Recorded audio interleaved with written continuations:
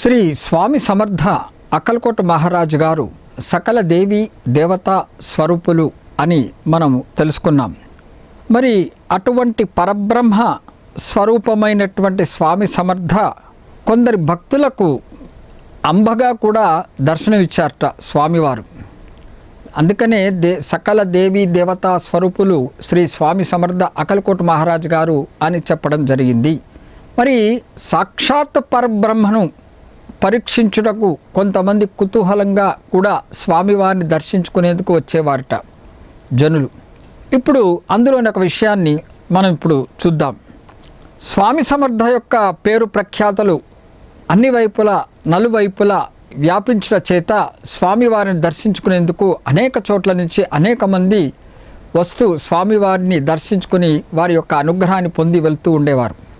ఇలా అనేక మంది స్వామి సమర్థ దగ్గరికి వచ్చినప్పుడు వారు రకరకాల పిండి వంటలు కూడా స్వామివారికి స్వయంగా వాళ్ళే వండి తెచ్చి పెడుతూ ఉండేవారట. స్వామి సమర్థకి అర్పిస్తూ ఉండేవారు. వారి నైవేద్యంగా పెట్టి స్వామివారికి పెట్టడం ద్వారా వారి యొక్క అనుగ్రహం తీసుకుందామనే ఉద్దేశంతో అలాంటి వారు ఎంతోమంది వస్తూ ఉండేవారు.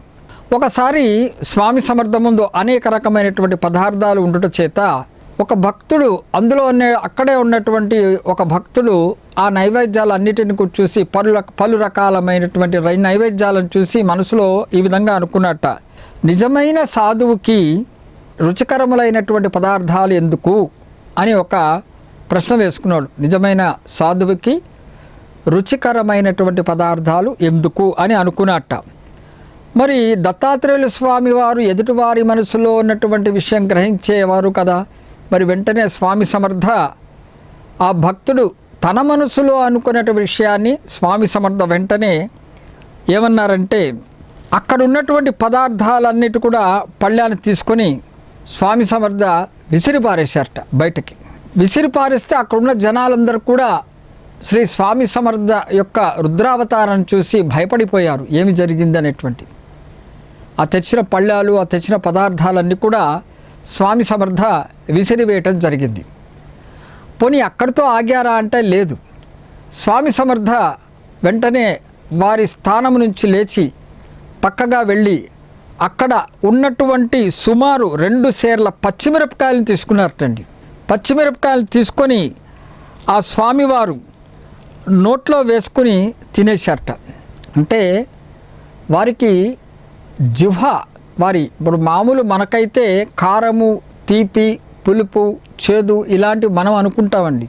చాలా పుల్లగా ఉంది, చాలా తీయగా ఉంది, చాలా కారంగా ఉందని తట్టుకోలేం, మంచినీళ్ళు కావాలనుకుంటాం. మరి స్వామి సమర్థ అన్ని రకాల పదార్థాలు పెట్టినప్పటికీ వారు భక్తుల యొక్క ప్రేమకు లొంగి భక్తులు తెచ్చినటువంటి పదార్థాలను స్వీకరించి వారి తృప్తి కోసమే తప్ప వారికి రకరకాలమైన పదార్థాలు అవసరం లేదు అనే విషయాన్ని రుజువు చేశారు. ఆ మనసులో అనుకున్నటువంటి ఆ భక్తుడి యొక్క సంశయాన్ని కూడా స్వామివారు 2 సేర్ల పచ్చిమిరపకాయలను నోట్లో వేసుకుని కరకర నమిలి వేశారు స్వామివారు. అంటే అంతటి కారం తిన్నప్పటికి కూడా వారు నిశ్చలంగానే ఉన్నారు. ఎటువంటి నోరు బాగా కారంతో ఉన్నప్పుడు మనం మంచినీళ్ళకని వీటికి మనం పరిగెడతాం కదా, అలా స్వామి సమర్థ ఏమీ ప్రదర్శించలేదు. నిశ్చలంగా ఉన్నారు. 2 సేర్లు తిన్నారట పైగా ఆ పచ్చిమిరపకాయలని. వారు స్థితప్రజ్ఞులు స్వామివారు కాబట్టి అట్లాంటివి వారికి ఎటువంటివి వారికి అంటవు. అది కేవలం భక్తుల యొక్క ప్రేమకి లొంగుతారే తప్ప వారికి పలానా రుచి కావాలని పలానా పదార్థం కావాలనేటువంటి విషయం ఎప్పుడు కూడా వాళ్ళకి ఉండదు అనే విషయము గ్రహించాలి. ఎందుకంటే సాక్షాత్ అవధూత దత్తాత్రేయుల స్వామివారు. ఆ దత్తాత్రేయ స్వామి వారికి ఇటువంటి పదార్థాలపైన రుచి అనేది వాళ్ళకి ఎందుకు ఉంటుందండి, ఉండదు కదా అనేటువంటి విషయం మనం గ్రహించుకోవాలి. ఇంకొకసారి అక్కలకోటలో ఒక వేశ్య ఉండేది తండ్రి. ఆమె పేరు రాధ. ఆమె చాలా అందంగా ఉండేది అక్కలకోటలో. మరి ఆమె వృత్తి వేశ్య వృత్తి. ఆమె కూడా ఒకసారి స్వామి సమర్థను పరీక్షించుటకు వచ్చింది. స్వామివారినే పరీక్షించాలని వచ్చింది. తన అందాన్ని స్వామివారు ముగ్ధులవ్వాలనే ఉద్దేశంతో మనసులో పెట్టుకొని స్వామినే పరీక్షించాలనే ఉద్దేశంతో వచ్చిందన్నమాట. ఆమె అందము చాలా ఎలా ఉండేదంటే ఏ పురుషుడైనా సరే ఆమె యొక్క అందాన్ని చూసి లొంగిపోవలసిందే, అంత అందంగా ఉండేది ఆ వేశ్య రాధ. మరి అలాంటి రాధ తన మనసులో దుర్బుద్ధిని పెట్టుకొని స్వామివారి దగ్గరికి వచ్చిందిటండి. అంతటి మహనీయుడు స్వామి సమర్థ ఆమెకి దాసుడైతే బాగుంటుంది అని మనసులో అనుకుందిట ఆమె. స్వామి సమర్థ దగ్గరికి రాకముందు ఎంతో గొప్పగా అలంకరించుకుంది పైగా, ఎందుకంటే తన వృత్తిరీత్యా ఆకట్టుకోవటం కదా. మరి ఆ విధంగా అలంకరించుకోవడం చేత స్వామి సమర్థ కూడా లొంగిపోతారేమో అనే ఉద్దేశంతో అంతగా అలంకరించుకొని స్వామివారి దగ్గరికి ఆ వేశ్య రావటం జరిగింది. ఆమె స్వామి సమర్థను చూసి తన మనసులో అనుకుందిట, ఆహా, ఈ దివ్యమైనటువంటి శరీరం ఎప్పుడైనా స్త్రీ స్పర్శ కలిగిందా అని ప్రశ్నించుకుందిట స్వామి సమర్థను చూసి. ఎందుకంటే మనం రూపురేఖలు చెప్పుకున్నాం, వారి గోధుమ రంగు వర్ణముతోనూ తర్వాత బంగారు ఛాయతోనూ మరి చెప్పుకున్నాం అది. మరి అటువంటి శరీర ఛాయతో పరమాత్మ యొక్క ఛాయ ఎలా ఉంటుంది మనం వర్ణించలేము, వారి తేజస్సు ఎలా ఉంటుంది వర్ణించలేము మనం. అంత సాక్షాత్ పరమాత్ముడు కదండి కూర్చుంది అక్కడ. మన ఆ పరమాత్ముడు యొక్క దివ్య తేజస్సును చూసి ఆ వేశ్య అయినటువంటి రాధ అనుకుందిట ఏమని అంటే, ఇంత దివ్యమైన శరీరమును ఏ స్త్రీ అయినా ఎప్పుడైనా సరే స్పర్శ కలిగిందా అని ఒక ప్రశ్న వేసుకుందిట ఆమె. వెంటనే స్వామివారు ఆ వేశ్య మనసులో ఉన్నటువంటి విషయాన్ని గ్రహించి నీకేం కావాలి అని అడిగారట స్వామివారు. ఆమె మనసులో అనుకున్నప్పటికీ కూడా నీకేం కావాలి అని వెంటనే స్వామివారు అడగటం జరిగింది. ఆమె తన వృత్తి రీత్యా దుర్బుద్ధితో చూస్తూ స్వామివారిని స్వామి వైపే అలా చూస్తూ ఉందిట, దుర్బుద్ధితో మనసులో ఆ భావనతో అలా చూస్తూ ఉంది. మరి విశేషాలకి కానీ అలంకారాలను కానీ లొంగిపోయేవారు సామాన్య మానవులు కానీ మరి సాక్షాత్ పరమాత్మ అటువంటిది ఏమీ ఉండదు వాళ్ళకి. మనకి అలాంటివి ఉంటాయే తప్ప ఆ పరమాత్మకి అలాంటివి ఏవి కూడా ఉండదనే విషయం మనం గ్రహించాలి. మరి ఆమె మనసులోని దుర్బుద్ధిని గ్రహించినటువంటి స్వామి సమర్థ వెంటనే ఏం చెప్పారంటే ఒక ప్రశ్న వేశారట ఆమెని, అమ్మా, స్త్రీ పురుషులకు భేదం ఏమిటి, స్త్రీలో ప్రత్యేకంగా ఉన్నది ఏమిటి అని అడిగారట స్వామివారు. ఆ వేశ్య వెంటనే ఏం చెప్పిందంటే, స్త్రీలో అందంగా ఉన్నవి రెండు, ఆ రెండు కానుకలను తెచ్చాను అని స్వామి సమర్థ ముందు అందిట ఆమె గర్వముగా. అయితే స్వామి సమర్థ వెంటనే ఏమన్నారంటే, నీకున్నాయా అని ప్రశ్నించారట తిరిగి. నువ్వు చెప్పావు కదమ్మా, మరి స్త్రీలో అందంగా రెండు ఉంటాయని, అవి కానుకగా తెచ్చానని చెప్పావు కదా, అవి నీకున్నాయా అని స్వామి సమర్థ తిరిగి ఆ వేశ్యను ప్రశ్నించడం జరిగింది. నీ శరీరానికి ఉన్నాయా, వాటిని తీసి మరొకరికి ఇవ్వగలవా అని కూడా ప్రశ్నించట స్వామివారు. వాటిని నేను స్వీకరించానులే అని కూడా అన్నట్ట చివరిగా. ఆమె ఈ మాటలు విని ఆ వేశ్య వెంటనే శరీరం మీద చూసుకోగానే ఆ వేశ్య యొక్క స్తనాలు పోయి పురుషుని యొక్క ఛాతిలాగా మారిపోయిందిట ఆమెకి. మనం చెప్పుకున్నామండి స్వామి సమర్థ మరి ఆ నేపాల్ ఆ వైపు ఉన్నప్పుడు చైనీ దంపతులకు కూడా ఇలాగే జరిగింది. వారి యొక్క లింగాలను మార్చేశారు. వారు ఒక పిచ్చివాడు ఎదుట ఉన్నాడనే ఉద్దేశంతో వాళ్ళిద్దరూ కూడా స్వామివారి ముందే అసభ్యంగా ప్రవర్తిస్తూ ఉంటే స్వామివారు వారిద్దరి యొక్క లింగాలను మార్చేశారనే విషయం చెప్పుకున్నాం. అలాగే మరొక స్త్రీని ఆమె తల్లి పురుష వేషం వేసి డబ్బుల కోసమని ఒక షావుకారుకి దత్తత ఇచ్చేస్తుంది. ఆ షావుకారు తన కుమారుడుగా భావించి పెళ్లి చేద్దామనుకునే సమయంలో మరి ఆ పిల్ల ఆ షావుకారికి ఉన్న సత్యం చెప్తే షావుకారు ఆ పిల్లని చంపుదామని అనుకుంటే స్వామివారి రక్షణ కోరగా ఆ పిల్ల మరి స్వామివారు ఆ షావుకారుని అంటాడు, ఏమిటి నువ్వు నీ పిల్లవాడిని చంపుతున్నావు అని చూస్తే అక్కడ స్త్రీగా అప్పటి వరకు అనుకున్నటువంటి ఆమె మళ్ళీ తిరిగి పురుషుడిగానే కనిపిస్తాడు ఆ షావుకారికి. ఇక్కడ కూడా ఇదే. మరి ఆమె ఎంతో అందముతో పడవేద్దాము అనేటువంటి దుర్బుద్ధితో వచ్చినటువంటి ఆ వేశ్య మరి తన స్తనాలు ఈ విధంగా మాయమైపోయి ఒక మగవాడి యొక్క ఛాతిలాగా కనిపించడం చూసి ఆశ్చర్యపోయిందిట ఆ వేశ్య. తన తప్పు తను తెలుసుకుంది. అంటే పరమాత్మనే నేను పరీక్షిద్దామని వచ్చాను, తన అందాన్ని పరమాత్ముడు కూడా లోబడిపోతాడని ఒక మూర్ఖత్వంతో ఆమె వచ్చిందనే విషయం గ్రహించింది. స్వామి సమర్థ మరి ఈ చమత్కారం చూపంగానే ఆమె వెంటనే స్వామి సమర్థ వారి యొక్క చరణాల మీద పడి శరణు కోరుకొని పశ్చాత్తాపం పడింది. తన తప్పును మన్నించమని కోరుకుందిట ఆ రాధ. స్వామివారు అప్పుడు ఆమెకి ఆశీర్వదించంగా ఆమె తనలో ఉన్నటువంటి ఇలాంటి దుర్బుద్ధి అంతా కూడా పోగొట్టుకుని తన వృత్తికి స్వస్తి చెప్పి ఆ రాధ ఆ వేశ్య వృత్తిని మానివేసి కాశీకి వెళ్ళిపోయిందిటండి స్వామి అనుగ్రహం చేత. ఇది ఒక అద్భుతమైనటువంటి లీల. స్వామి సమర్థ అక్కల్కోట మహారాజు గారి చరిత్రలోని మరొక అద్భుతమైనటువంటి లీల. అలాగే ఒక సన్యాసి ఉండేవాటండి. అతను బంగారం చేసే విద్య అతనికి తెలుసు. అంటే స్వర్ణయోగం అంటారు దాన్ని. అలాంటి స్వర్ణయోగము అతనికి తెలుసు. అతనికి బంగారం తయారు చేయటం వలన దానికి మించినది ఏం లేదు. ఎందుకంటే అతనికి బోళ్ళంత ఐశ్వర్యవంతుడు అయి ఉంటాడు కదా, మరి బంగారమే కదా మొత్తం అనేటువంటి ఒక ధ్యాసతో ఉండి ఆయన ఇలాంటి శక్తి కలవాడి కంటే ప్రపంచంలో మించిన వాడు ఎవడూ లేడు అనేటువంటి గర్వ అహంకారంతో చలామణి అవుతున్నాడు ఆ సన్యాసి. మరి అలాంటి స్వర్ణయోగం చేసేవాడు ఎవరూ లేదని పోల్చుకునేవాడు కూడా. అలాంటి వాడికి స్వామి సమర్థ యొక్క పేరు వింటాడు అతను. స్వామి సమర్థ అక్కల్కోట మహారాజు గారు చాలా గొప్ప యోగి, అనేక మంది దర్శిస్తున్నారనేటువంటి విషయం అతను తెలుసుకుంటాడు. అది ఒక భక్తుడి ద్వారా ఈ సన్యాసి తెలుసుకుంటాడు. స్వామి సమర్థ యొక్క భక్తుని ద్వారా తెలుసుకుంటాడు. తెలుసుకుని స్వామి సమర్థ భక్తుడిని ప్రశ్నిస్తాడు. ఏమని అంటే, మీ స్వామికి స్వర్ణయోగం వచ్చా, నాలాగా బంగారం చేయగలడా, అలాంటి శక్తి సంపన్నుడా అని ప్రశ్నించడం జరుగుతుందన్నమాట. మరి ఆ స్వామి భక్తుడు నువ్వు కేవలం స్వామి సమర్థను దర్శించుకో అని చెప్తాడు. ఆ మాట అతనికి నచ్చదు ఆ సన్యాసికి. ఎందుకంటే బంగారం తయారు చేసే శక్తి ఉన్నటువంటి నాకు మరి అది స్వామి సమర్థకు వచ్చా అంటే దానికి ఏం జవాబు చెప్పలేదు. మరి ఇతని భక్తుడు అలాంటి వాడిని నేను చూడటం ఏంటి, అలాంటి స్వామిని అని గర్వాహంకారంతో ఆయన ఏమీ పట్టించుకోకుండా వెళ్ళిపోతాడు.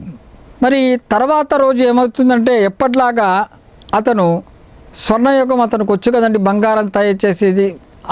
అదేవిధంగా బంగారం తయారు చేద్దామని వెళ్ళి కూర్చొని బంగారం తయారు చేద్దామని కూర్చుంటే తన ప్రయత్నం అంతా కూడా వ్యర్థమైపోయిందంటండి ఆ సన్యాసికి.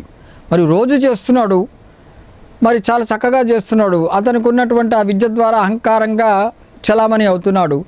చివరికి స్వామి సమర్థకి వచ్చా అనేటువంటి ఒక భక్తుని అడిగితే అతను ఏం చెప్పకపోతే అలాంటి వారి దగ్గర నేను ఎందుకు వెళ్ళాలనుకుని అనుకున్నటువంటి మనిషి ఆ మర్నాడు యథావిధంగా బంగారం చేద్దాం అనుకుంటే మరి ఆ రోజు రాలేదు అతనికి. చేయటానికి బంగారం తయారు చేయడానికి అతనికి రాలేదు, వ్యర్థమైపోయింది అతని ప్రయత్నం అంతా కూడా. ఎన్నిసార్లు ప్రయత్నించినా కూడా చేయలేకపోయాట అతను.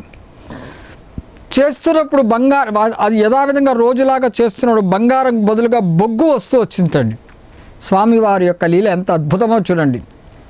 అతను మామూలుగా యథావిధంగా ఎప్పటిలాగానే చేస్తున్నాడు, పోనీ మర్చిపోవటమో కాదు, యథావిధంగా అనుకునేది అనుకురీతిగా చేస్తున్నాడు. ఎప్పుడు బంగారం వచ్చేదానికి బదులుగా ఆ రోజు మటుకు బొగ్గు వస్తున్నదిట అతను చేసినప్పుడల్లా, నల్లటి బొగ్గు.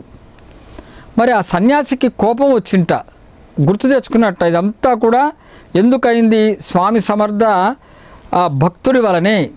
మరి ఆ భక్తుడు నా స్వామి సమర్థని దర్శించుకోమన్నాడు కదా, మరి నేను ఇట్లా అడిగాను కదా, ఆ భక్తుడికి ఇలా అంటం వల్లనే జరిగింది అనేటువంటి ఒక అతనికి ఆలోచన కలిగింది, కోపం వచ్చేసింది బంగారం రాకపోవడం చేత. ఇదంతా ఆయన వల్లే జరిగింది అని ఒక పెద్ద రాయి తీసుకొని ఆ స్వామి సమర్థ భక్తుడు ఎక్కడైతే ఉన్నాడో ఆ భక్తుని మీద విసిరాట. అయితే ఆ భక్తుడు ఆ రాయి విసరగానే ఆ రాయి తిరిగి ఆ ఏ సన్యాసి అయితే విసిరాడో ఆ సన్యాసి వైపే వచ్చి తగిలిందిట ఆ రాయి. అది కూడా స్వామి సమర్థ అక్కల్కోట మహారాజు గారి యొక్క లీలే కదా, అద్భుతమైనటువంటి లీల. అంటే తన భక్తుని మంచి చెప్తే అది పాటించక ఆ మంచి చెప్పిన భక్తుడి మీదే నిందమోపి మరి ఆ భక్తుడినే చంపాలని అనుకున్నప్పుడు ఆ భక్తుడు నమ్ముకున్నటువంటి దత్తాత్రేయుల స్వామి వారు ఊరుకుంటారండి? ఊరుకోరు కదా. భక్తుని కోసం, భక్తుని యొక్క రక్షణ కోసం పరిగెత్తికి వస్తాడు కదా. ఇక్కడ అలాగే జరిగింది. మరి పెద్ద రాయిని కోపంతో విసిరినప్పటికీ కూడా నిజానికి ఆ రాయి పోయి ఆ భక్తుడి తల మీద పడాలి. అది పడకుండా కొంత దూరం ప్రయాణం చేసి తిరిగి వెనుకకు వచ్చి ఆ సన్యాసి మీదే పడిందిట ఆ రాయి. ఎంత అద్భుతమైనటువంటి లీలో చూడండి. ఈ అద్భుతమైనటువంటి చమత్కారాన్ని సన్యాసి చూసి ఆశ్చర్యపోయాట. తన తప్పును తను తెలుసుకున్నట్ట.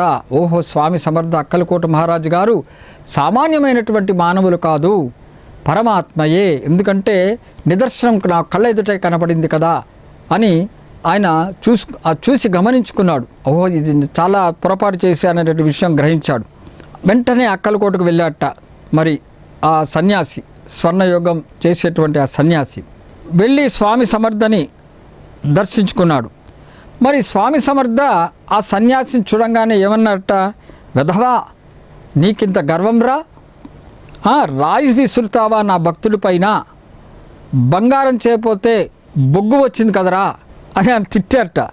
చావలేకపోయావా అని కూడా అన్నారట స్వామి సమర్థ. చూడండి, ఉగ్రరూపం, రుద్రావతారము అనే విషయం గ్రహించాలి అని మరొక మాట కూడా అన్నారట స్వామి సమర్థ. నీకు స్వర్ణయుగం కావాలా? అయితే ఎదురుగా ఉన్న చెట్టు కేసు చూడు అని ఒక చెట్టును చూపించాట స్వామి సమర్థ. నీకు స్వర్ణయోగం కావాలరా అంటే తన భక్తుడిని అడిగాడు కదా, మీ స్వామికి స్వర్ణయోగం వచ్చా అని ప్రశ్నించాడు కదా. మరి అతను ఏం మౌనంగా ఉండి స్వామి సమర్థను దర్శించుకోనమని ఒక మంచి సలహా చెప్పినప్పటికీ కూడా మరి స్వర్ణయోగం రాని స్వామి దగ్గరికి నేను ఎందుకు వెళ్ళాలని గర్వ అహంకారంతో ఆయన ప్రవర్తించాడు. కాబట్టి స్వామివారు ఏమన్నాడు, నీకు స్వర్ణయోగం కావాలరా, ఎదురుగా ఉంది చూడు స్వర్ణయోగం అని ఒక చెట్టు కేసి చూపించాట. మరి శ్రీ స్వామి సమర్థ చూపించినటువంటి ఆ చెట్టు నిలువెల్ల బంగారం అయిపోయిందిటండి అతని కళ్ళ ముందే. అద్భుతమైనటువంటి లీల స్వామి సమర్థ చూపించినటువంటిది. నిలువెల్ల బంగారమై స్వామివారు మరి నేను అది ఇది నేర్చుకొని ఆ యోగం ఈ యోగం అని నేర్చుకుని చేసిన స్వామి సమర్థ మరి ఆ సన్యాసి నా అంత గొప్పవాడు లేడు, స్వర్ణయోగం చేస్తున్నాను, బంగారం తయారు చేస్తున్నాను, ఇదంతా నేనే కర్తను, స్వశక్తితో నేర్చుకున్నానని గర్వాహంకారంతో వెర్రి ఎక్కడ పోతే అక్కడ చెప్పుకుంటూ వచ్చాడు కదా ఆయన. మరి అలాంటి వ్యక్తికి స్వామివారు ఒక్క క్షణంలోనే ఏ విద్యను నేర్చుకోకుండానే నీ స్వామికి తెలుసా అన్నప్పుడు ఆ ఎదురుగుండా చెట్టును చూపించి ఇదిగో చూడు స్వర్ణయోగం అనగానే నిలువెల్ల చెట్టంతా కూడా బంగారం అయిపోయిందిట. ఆ స్వర్ణయోగం చేసి అతను చూసి ఆశ్చర్యపోయాట. స్వామివారి యొక్క లీలను చూసి, మహిమను చూసి వెంటనే ఆశ్చర్యపోయాట. నిలువెల్ల బంగారం ఎత్తు ఆ చెట్టు అయిపోయింది. ఆ సన్యాసి వెంటనే తన తప్పును తను తెలుసుకొని స్వామివారి యొక్క చరణాల మీద పడి శరణు కోరుకొని తన తప్పును మన్నించమని చెప్పుకున్నట్ట. ఆయన క్షమాపణ వేడాడు. అందుకనే శ్రీ దత్తాత్రేయ స్వామి వారిని మనము పరీక్షించటము మన తరమా అని ప్రశ్నించుకోవాలి. అక్కలకోటలో ఉన్న శ్రీ దత్తాత్రేయ స్వామి అవతారమైనటువంటి శ్రీ స్వామి సమర్థకు ఎక్కడో ఉన్న సన్యాసి యొక్క స్వభావము, అలాగే అతనికి ఉన్నటువంటి గర్వాహంకారము, తద్వారా నా అంత గొప్పవాడు లేడనే భ్రమతో ఉండటం స్వామివారు గ్రహించి మరి ఒక భక్తుడిని పంపించి మంచి మార్గంలో వెళ్ళమని సూచించినప్పటికి కూడా ఆ భక్తుడిని కూడా నింద వేసి ఆ భక్తుడిపై రాయి వేసినప్పుడు దత్తాత్రేయుల వారు తన భక్తుడిని ఎలా రక్షించుకున్నాడో చూపించడమే కాకుండా ఆ సన్యాసి తప్పుడు మార్గంలో ఉన్నాడనే విషయం కూడా రుజువు చేసి ఆ సన్యాసి యొక్క కళ్ళను తెరిపించారు స్వామి సమర్థ అనేటువంటి విషయం మనము తెలుసుకోవాలి. కాబట్టి భగవంతుడు భక్తులను పరీక్షించాలే తప్ప భక్తులు భగవంతుడిని పరీక్షించేందుకు వెళ్ళకూడదు. ఇది సత్యం. ఇది మనం నేర్చుకోవలసినటువంటి విషయము. మనం సద్గురువులు, ఆ అవధూతలు వారు దత్తాత్రేయ స్వామి వారి యొక్క పరంపర రూపాలవన్నీ కూడా మరి అలాంటి పరంపర రూపాల దగ్గర మనము సామాన్యమైనటువంటి మనము వెళ్ళి స్వామివారినే పరీక్షించుకోవటం అనేది మనం అజ్ఞానము అనేటువంటి విషయము ఈ యొక్క లీల ద్వారా మనం గ్రహించాలి. ప్రకృతిని స్వామివారు వారి ఆధీనంలో ఎలా ఉంచుకున్నారో అనే విషయము ఇప్పుడు చూద్దాం. దత్తాత్రేయుల వారికి అతీతమైన శక్తి, ఎందుకంటే వారు పరమాత్మలు కాబట్టి వారి అతీతమైన శక్తి సంపన్నులు అనే విషయం మనం గ్రహించాలి. పంచభూతాలు ఆ దత్తుని యొక్క అధీనములో ఉంటాయనే విషయం కూడా మనం తెలుసుకోవాలి. అవి ఆ పంచభూతములు వారు సృష్టించారు కాబట్టి దత్తాత్రేయ స్వామి వారు చెప్పినట్లు ఆ పంచభూతాలు ఆడుతాయే తప్ప పంచభూతాలకి భయపడి పరమాత్మ ఉండడు అనే విషయం మనం గ్రహించుకోవాలి. ఇది ముఖ్యమైనటువంటి విషయం. ఇలాంటి సంఘటనే శ్రీదత్తుని అవతారమైనటువంటి 4వ అవతారమైనటువంటి స్వామి సమర్థ అక్కలకోట మహారాజు గారి విషయంలో జరిగింది. వారు పంచభూతాలని ఏ విధంగా అధీనంలో ఉంచుకున్నారో అనేటువంటి విషయం ఇప్పుడు మనం చూద్దాం. ఒకసారి అక్కలకోటలో కరువు ఏర్పడిందండి. కరువు అంటే ఏంటంటే మరి వర్షాలు అవి లేకపోతే కరువే కదండి. మరి అక్కలకోట ప్రాంతాల్లో, అక్కలకోటలోనే కాదు చుట్టుపక్కల ఉన్నటువంటి గ్రామ ప్రాంతాలంతల్లో కూడా వర్షం అనేది ఒక నీటి చుక్క అనేది లేకుండా జరిగింది ఒకసారి. అలాంటి పంటలన్నీ కూడా నాశనం అయిపోయాయి. వర్షాలు లేక నష్టం ఏర్పడింది, కరువు ఏర్పడిపోయింది, ధరలు విపరీతంగా పెరిగిపోయాయి, సామాన్యులు బ్రతకడం చాలా కష్టతరం అయిపోయింది. అలాంటి స్థితి అక్కడ కలిగింది ఒకసారి. ప్రజలు చాలా ఇబ్బంది పడ్డారట పాపం. సామాన్యులమైనటువంటి ప్రజలు ఎంతో ఇబ్బందికి గురయ్యారు. వాళ్ళందరూ కరువుకు తట్టుకోలేక ప్రజలందరూ కూడా ఒకసారి స్వామి సమర్థ కడకు వచ్చి వారి యొక్క బాధని విన్నవించుకున్నారు. స్వామి సమర్థయే శరణం అనుకుని వారి యొక్క పాదాలకి నమస్కరించుకుని వారి బాధని చెప్పుకున్నారట. స్వామి సమర్థ అక్కలకోట మహారాజు గారికి కాపాడమని వేడుకున్నారట వాళ్ళందరూ కూడా. అయితే శ్రీ స్వామి సమర్థ అక్కలకోట మహారాజు వాళ్ళందరికీ ఏం చెప్పారంటే వేదాలలో ఉన్నటువంటి పర్జన్య సూక్తాన్ని చదువుకోమని చెప్పారట స్వామివారు వాళ్ళందరికీ. పర్జన్య సూక్తం చదువుకోండి అని, అలాగే రేణుకా సహస్రనామ పారాయణం చేయమని కూడా మరొక విషయం కూడా స్వామి సమర్థ అక్కలకోట మహారాజు గారు అక్కడి జనాలకి బోధించడం జరిగింది.